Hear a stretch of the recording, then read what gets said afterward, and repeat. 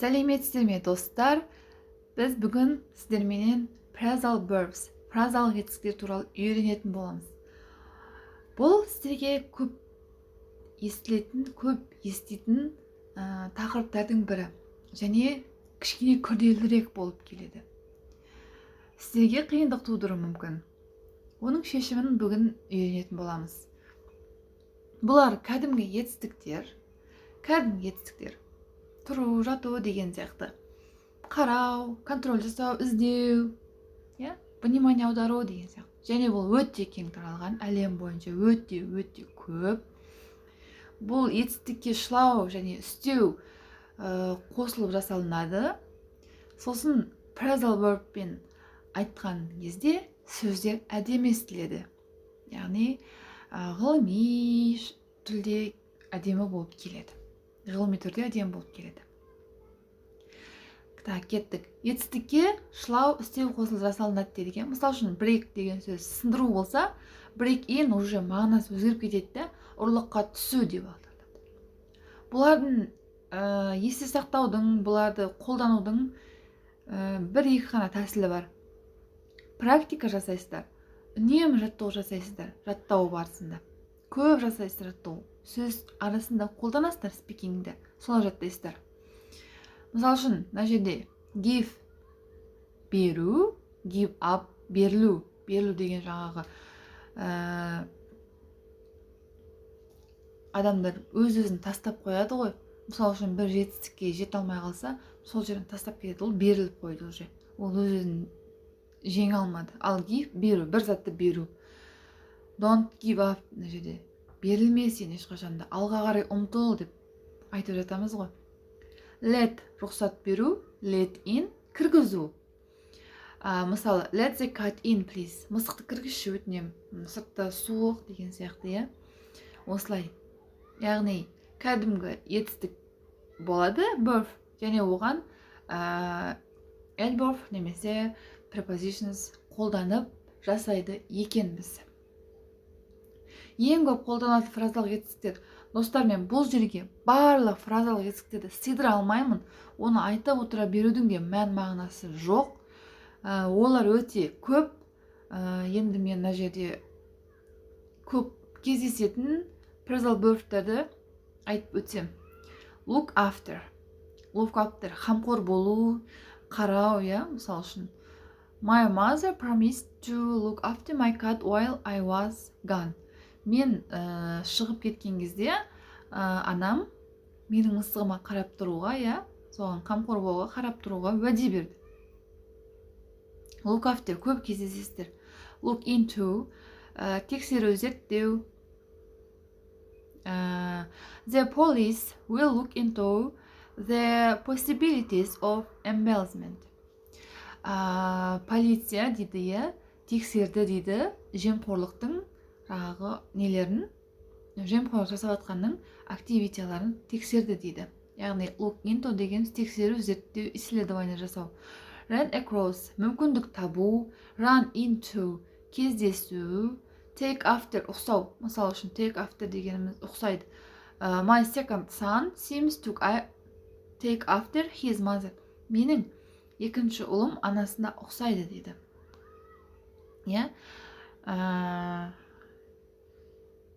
Мысал үшін I take after my mother. Мен өзімнің анама ұқсаймын. Дәл осы сөйлем құрап кете береміз. Және практикада қолданамыз. Міндетті түрде спикингда сөйлейміз. Wait on қызмет көрсету.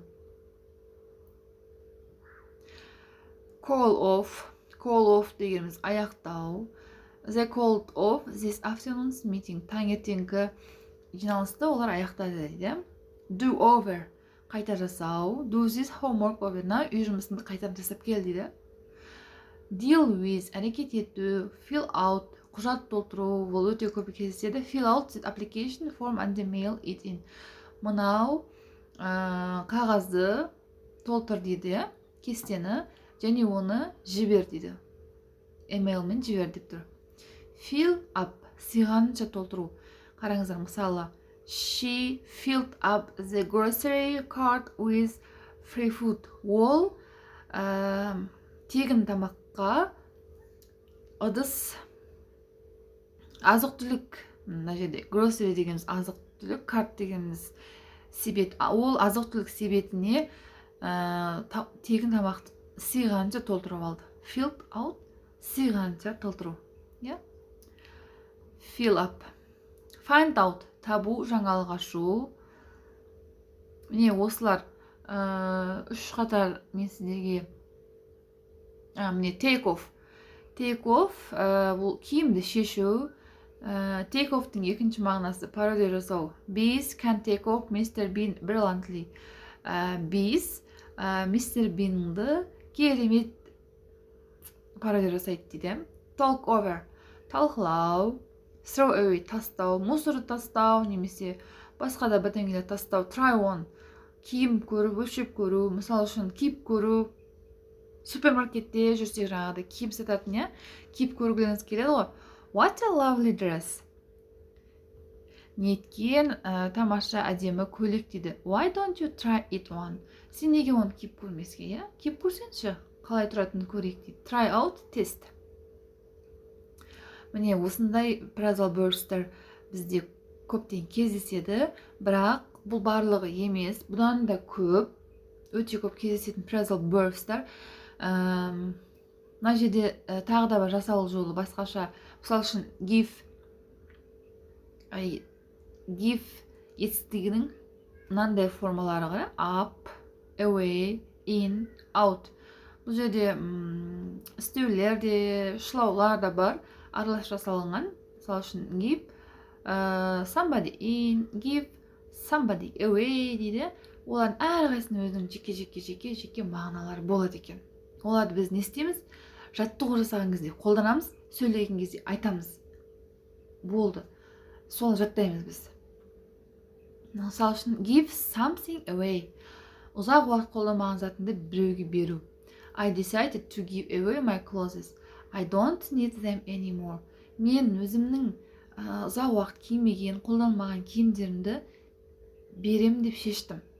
Біреуге беру. Қайырымдылыққа бересің мысал үшін, мен оларды енді қолданбаймын, олар маған қажет емес, мен оларды кимеймін деп тұр. Міне осылай қолданылады. Give somebody away.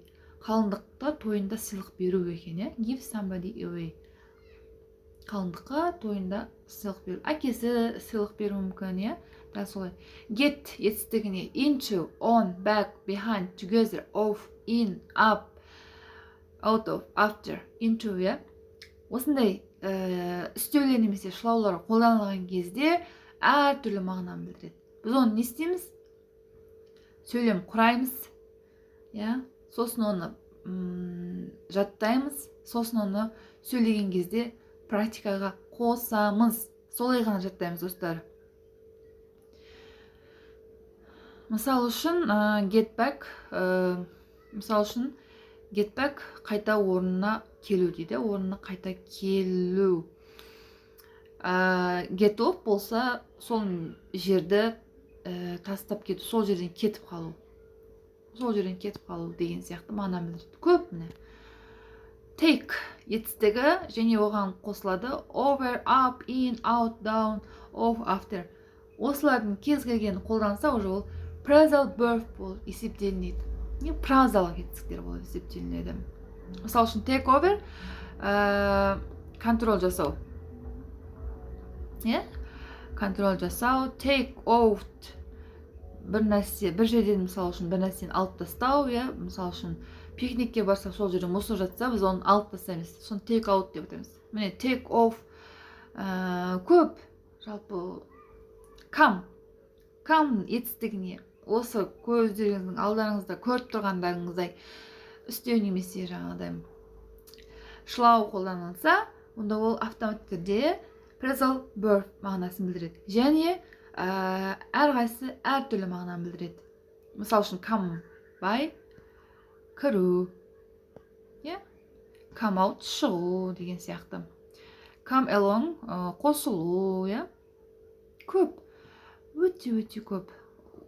Жаттау керек, практикада қолдану керек, мен сіздерге айтам, практикада қолдану керек, сөйлеу керек. Сонда ғана ол біздің есімізде қалады. Бұлайша зырылдатып жаттағаннан пайда жоқ. Look та өте көп кездеседі. Look for, look for іздеу, look after қарау, look ahead жоспарлау, иә. Look back артқа қарау. Осылай кете береді, өте көп. Look forward to күту, тағатсыздана күту. Look forward to тағатсыздана күту. Оларда өте көп кездесетін прозалық етістіктердің түрі. Осыларды жазып алсаңыздар да болады. Интернетте өте көп, бірақ бәрі сіздерге керек деп айта алмаймын. Керек фразалды етістіктерді жазамыз дәптерге, мағынасын жазамыз. Мысалы үшін қараңыздар, өте көп етістіктер, make, turn, run, put. Осыларға мысалы үшін мынандай үстеулер немесе prepositionстар олар қолданылса, олар phrasal verbs болып, әрқайсысы әртүрлі мағынаны білдіреді. Оның бәрін мен бұл жерге жазып отыра алмаймын ғой. Интернеттен қараймыз, жаттығу орындаймыз. Сіздерге мен мына жерде не бердім? Кеңес бердім. Интернеттен қараңыздар, интернеттен phrasal verbs онлайн тест деп іздесеңіз, өте көп жаттығулар шығады. Сол жаттығуларды орындаңыздар.